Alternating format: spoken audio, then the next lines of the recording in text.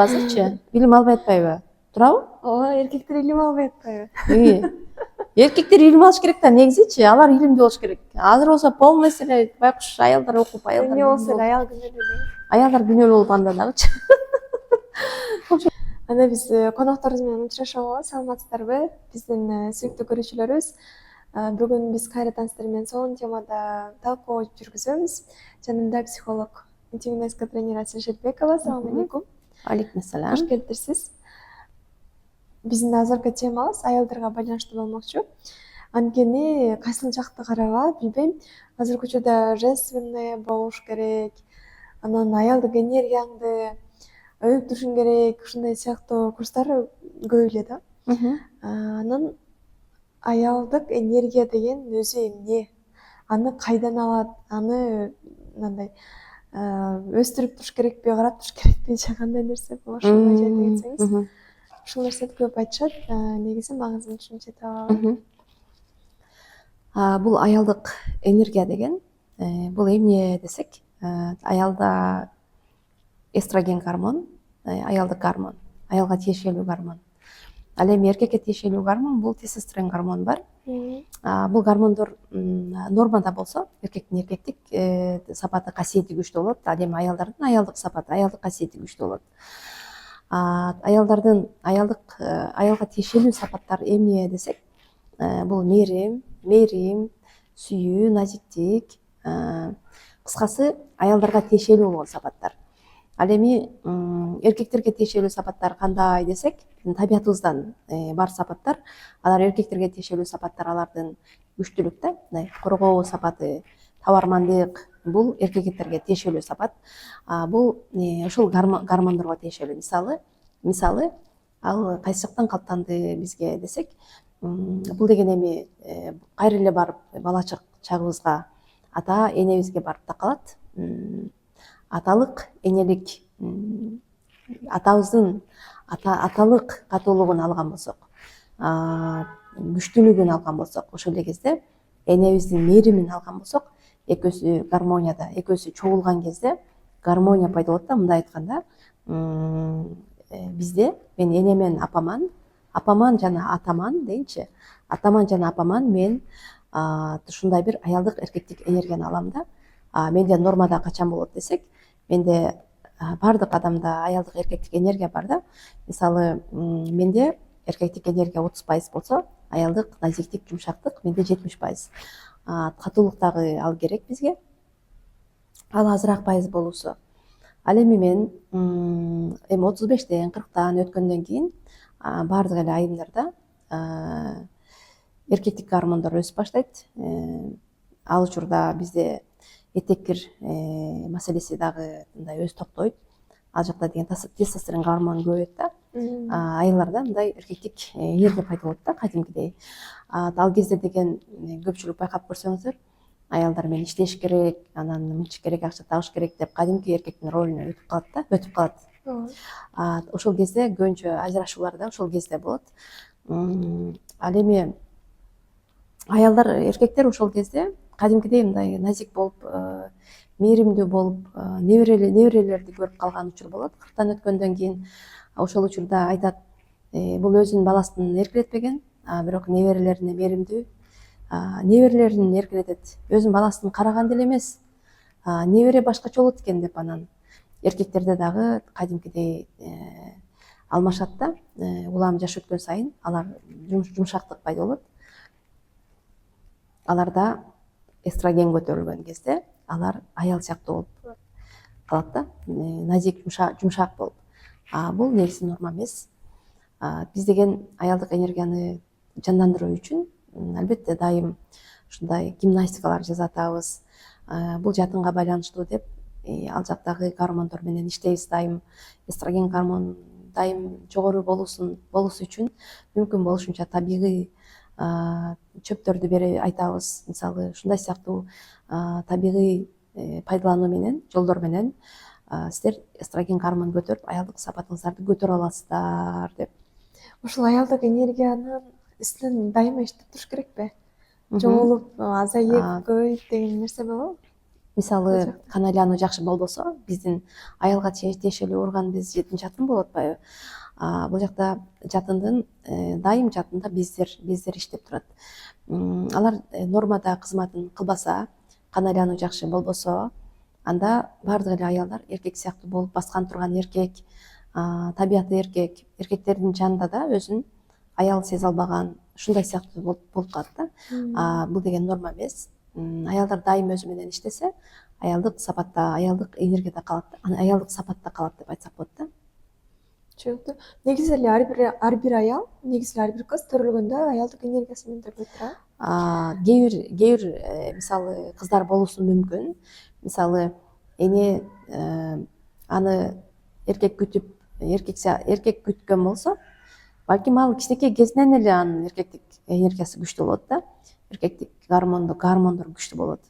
Бул ичибизде эле анын психологиясында өзүн эркек кабыл алуу, эркек катары кабыл алуу пайда болот дагы. Ал кичинекей кезинен эле өзүн кыз деп кабыл албайт да. Жашоодо эркек сыяктуу болуп, балким эркектер эмнеге кызыкса ошондой кызыгышы мүмкүн. Балким деген урушуу, балдар менен мушташуу деген сыяктуучу. Ал үчүн норма болушу мүмкүн. Отурган турганы эркек сыяктуу болуп, ушундай болуусу да мүмкүн. Анын балким гормондорунда тестостерон гормон бийик болот да. Тестостерон гормону көп болот. Ал кадимки эркек сыяктуу болот. Ар жагынан негизи нормада болсо, гормондорунда көйгөй болбосо, анда баардык эле аялдар өзүнүн табиятында болот. Бул айтымга ата энеге тиешелүү болуп калат көбүнчө. Түшүнүктүү. Аны эми терең, бул өтө чоң сабактар. Бул биздин сабактарда муну үстүнөн аябай талкуулайбыз дайым. Чоң тема. Негизи ошол аялдык энергиясын көтөргүм келет деген айымдарга кандай кеңештерди берет элеңиз? Эмнеден башташ керек? Мен уже эркек болуп калдым, аял сезбей калдым деген. Ал эң биринчи, ал адам дайым депрессияда жүрөт. Себеби биз табиятыбыз аял болуп атпайбы? Табиятыбыз аял болуп, бирок мындай психологиялык тараптан эркек сыяктуу болуп калган кезде, сен эркектер сыяктуу болуп көп нерсени мойнуңа алып аласың, көп адамдарга жардам бергиң келет, сенин оюң бүт баары эркек. Ал учурда балдарың дагы мээримсиз чоңойот, өсөт. Ал дагы депрессияга алып барат. Кыскасы, сен дайым депрессиядасың деген сөз да. Сенде тынчтык жок деген сөз. Бул жерде биз өз табиятыбызды табуу, бул эми өтө чоң тема. Муну деген акырындан бүт баарын талкуулап, аң сезим менен аял болуп кабыл алып, плюс деген дене менен иштөө менен так ошонун баарын нормага келтирүүгө болот. Эгерде андай иштей турган болсо, анда кыздар биз менен байланышса болот. Эгерде чын эле мындай чоң мындай маселе, бул өтө чоң маселе да, өтө чоң тема. Муну деген чын чечим кылам десе, биз деген азыр 15 мүнөттүк мындай эфирлер менен аны түшүндүрүп, бул суроо жооп аркылуу болот да. Мисалы, балким кыздардын мага суроосу пайда болот. Суроо жооп аркылуу ал аң сезимге келет. Себеби биздин сөзүбүздү угуп эле эмне үчүн анда мындай деген сыяктуу пайда болушу мүмкүн да сөздөрү. Ошон үчүн алар мына бетме бет биз аны талкуулашыбыз керек болот. Негизи биз аял заты баары бир канча катуу болсок да назик жан жашайт ичибизде. Бир адамга таянгыбыз, сүйөнгүбүз келет да. Анан бир аял суроо бериптир. Кантип аял болуп жашаш керек? Бирок өзү аял, кантип аял болуп жашаш керек деп. Өзүнүн табиятында болгон нерсе жоголуп кетеби? Ошол кызык суроо да. Эркек болсоң, эркек табиятында жаша, аял болсоң, аялдык табиятында жаша. Кыйынчылыгы барбы же мындай? Ал билбейт ал. Ал аялдык табиятта жашап атам деп ойлойт. Ал эркек сыяктуу болуп жашап атканына өз аң сезими менен карабайт. Аны билип байкабаган абалда болот бул адамдарда. Байкабаган абалда ал аял эркектердин жанында анын тартымдуулугу жок. Же болбосо эркектердин жанында ал өзүн эркек сезет да, кадимки эркектер менен эркектерчи эле сүйлөшөт. Анда деген биз мисалы аралыкты бөлүү деген нерсе бар го. Аларда эркекпи, аялбы айырмасы жок да. Баары бирдей кете берет да, мындай айтканда. Анын табияты бузулганын ал өзү байкабайт да. Ал сырттагы адамдарга байкалышы мүмкүн. Ал өзү норма деп ойлойт. ошондой чоң жумуштарды мойнуна алып жүрсө, ал норма деп ойлошу мүмкүн. Бирок анын биздин назиктиги аны көтөрө албайт да. Мисалы бизге оор го, түшүк го, мисалы эркектердин чоң жумуштары. Ал адам качан депрессия болуп, психосоматикалык ооруларга кабылып, же болбосо кээ бир айымдар жыгылып калганда анан чуркап калышат. Эмне болуп атат, кайсы жерден кетип атам депчи. Негизи аялдык энергиясы күчтүү айымдар кандай болот? Аялдык Оюңузга энергиясы биринчи кезекте эмне келет? аялдык энергиясы күчтүү айым дегенде эң биринчи жүзүнөн назиктиги жанып турган, көрүнүп турган, мээрим бар деп айттык го. Мээрим бар, сүйүү бар. Ал себеби сүйүү, шартсыз сүйүү мээримди бир гана биз мээрим дегенде бир гана эне оюбузга келет да. Эне аял оюбузга келет. Так ошол сапаты бар аялда. Ал эми чаап жиберүү, уруп жиберүү деген сыяктуу ачуу калтыруу, анын баардыгы эркектерге жарашчу сапатта. Демек ошол сапатынан эле биз сырттан эле байкасак болот. Түшүнүктүү болду. Сиз өзүңүздүн аялдык энергияңызды кантип баалайсыз? Же канчага баалайт? Мен өзүм аялдык энергия меники аябай күчтүү. Мен жолдошум менен мамилем жакшы деп ойлочумун мен мурдагы учурда. Мен окуганга чейин. Мен качан ошону окуп өзүмдү анализдегенден кийин менин эркектик энергиям аябай күчтүү экенин өзүм аңдадым, карадым. Себеби менде деген кадимки эркек сыяктуу балдарга дух берүү, сен кыйынсың, тур, сен деген аябай күчтүүсүң деген нерсени, бирок мээрим сүйүү эмес, аларга эркектин сапатын баарын берем. Ушундай болгондо мен норма деп ойлочумун да. Албетте ал менин атамдын күчтүүлүгүнөн, атамдын күчтүү мындай энергиясынан ал мага өткөн да. Атам аябай күчтүү киши болгон, эркектик сапаты күчтүү.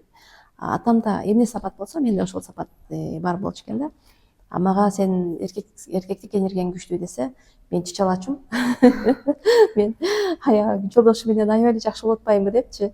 Көрсө бул башка мамиледен сырткары, балдар менен мамиле, башка мээрим сүйүү нерседен билсе болот. Мээрим бар аялдар, алар башка адамдардын, башка аялдардын балдары болобу, жаныбарлар болобу, кыскасы кандай болсо да сүйүү жанып турат да, сүйүү көп болот, аларда мээрим көп болот. Так ошондой сыяктуу нерсени мен качан ошол билимдин аркасында, илимдин аркасында, өзүмдү анализдөөнүн аркасында так ошол нерсени таптым. Азыркы учурда мен ойлойм жакшы деп. Негизи ушул аялдык энергия түгөнөбү? Аялдык энергия эгерде өмүр бою аял боюнча калуу, ал эркек болуп кетүү, ал өзүлөрүнүн колунда, ар бир адамдын өзүнө байланыштуу. Ал өзүн өзү таануу менен, өзүн өзү жан дүйнөсүн түшүнүү менен эле анын баардыгын контролдоп турса болот. Түшүнүктүү. Мындан мурунку чыгарылыштарда эркекти кантип шыктандырабыз, эм күч беребиз деген темада сөйлөшкөнбүз. Ошол азыр бул суроо оюма келип кетти. Аял киши аялдык энергиясы менен эркекке дем күч берип, мындай чоң бир максаттарга, чоң бир идеяларды ишке ашырганга дем берип туруш керек да бир жактанчы. Анан бул жерде мындай да, күйөөм азыр буга акчасы жетпей жатат, мен муну жөн эле кое турайын деп күйөөсүн аяп турганы туура болобу, же болбосо жок, мен ушул нерсени алдырышым керек, жок, мен ушул нерсени кылышым керек деп эркектен талап кылган туура болобу? Кайсынысы оң болот? Мисалы, ал эми сен алып аткан нерсеңе көз каранды да. Эгер сен муктажсың ошол нерсеге, аны албасаң болбойт да. Мисалы, сен аябай муктажсың. Балким сенин организмиңге бир витамин керек болуп атат деп айталы да. Аны алыш керек деп сен врач айтып аткан болсо, ал кезде деген жок, мен аяйын эмес. Бул жерде албетте эркек сени мындай каржылоосу ал милдеттүү го, эркектин каржылоосу. Ошол эле кезде эми сен милдеттүүсүң деп биз аны мажбурлабайбыз да, аны карайбыз да. Карап эми ал жеңил го, ал чечиле турган маселе да. Аны эми жеңил жол менен, балким ал витаминдин арзан жолдору бар. Эми анчалык азыркы заманда отуруп калган деле, мындай түшүп калган деле эч ким жок да. Мисалы, жолдошуңдун мүмкүнчүлүгү жок да. Сен машина айдагың келип атат, унаа айдагың келип атат. Сен жолдошуңа мага деген унаа алып бер, кошунанын унаа алып бериптир аялына деп эле аны мажбурлабайсың да, туурабы? Эгерде ошондой болсо, анда сен өзүң менен иштешиң керек бир аз. Мындай ансыз эле жашоо боло турган нерседе кыйноо ал норма эмес. Ошол эле кезде дагы экинчи тарабы да бар да. Эгерде сен аялдык табиятың менен, аялдык чын жетилген табиятың бар болсо, анда сен адамдарга сен мындай болушуң керек, мындай болушуң керек деп айтпайсың. Ал ар жакта ал боло турган табият алчы, ар жакта боло турган нерсе. Мисалы мен эгерде аялдык табиятым күчтүү болсо, аялдык энергиям күчтүү болсо, мага бирөө үйрөтпөйт аны. Мага мен сага алып, мен ушундай кылышым керек экен дебейм. Мен өз табиятымда болот. Ал эркекке кандай шык берем, кандай жандандырам, кантип мен акча табуу тарабын ачам деген нерсе, ал ар жакта бизде бар, ал табиятыбызда бар. Табият басылып калуудан баардык нерсе токтойт. Ошол басылып калууну нормага келтирсе, адамдарда ар жагында шык жөндөмөсү ачылат да. Чоңоюш керек деп айтат элем да. Чоңоюу үчүн билим алыш керек деңиз. Чоңоюш үчүн билим алыш керек. Түшүнүктүү. Билим алып, ал жагынан чоңое турган болсо, ал адамдардан ал үйрөнө турган. Үйрөнбөй эле ар жагынан эркек аял маселеси, ар жактан өзү нормада кандай мамиле болуш керек деген ар жакта бар да, баардык адамда. Болгону басылып калуу, өспөй калуунун аркасында ошол нерселерде токтоп калат да. Андан кийинки этапта мындай заманбап көтөрүлүү, заманбап билимдерди үйрөнүү. Мисалы онлайн эгер билимди күчөткүң келсе, анда онлайн сабактарды алуу деген сыяктуу, ошол нерсе менен көтөрүү деген сыяктуу, ал норма катары карайм. Ал нерсе сөзсүз керек ар бир адамга. Билим алыш керек. Бирок аялдык энергия менен эркектин колунда, аялдын колунда деген сыяктуу ал нерсе ошто болду. Ал Кудай деген анда биз унутуп коебуз. Түшүнүктүү. Менимче кызыктуу маек болду көрүүчүлөрүбүз үчүн. Сизге дагы келип бергениңизге аябай чоң рахмат. Мындан дагы жакшы маектерди куруп буюрса, аялдарга кызыктуу темаларда маек курууну уланта беребиз. Сиздер менен биз коштошпойбуз. Кийинки чыгарылыштардан көрүшкөнчө сак саламатта калыңыздар.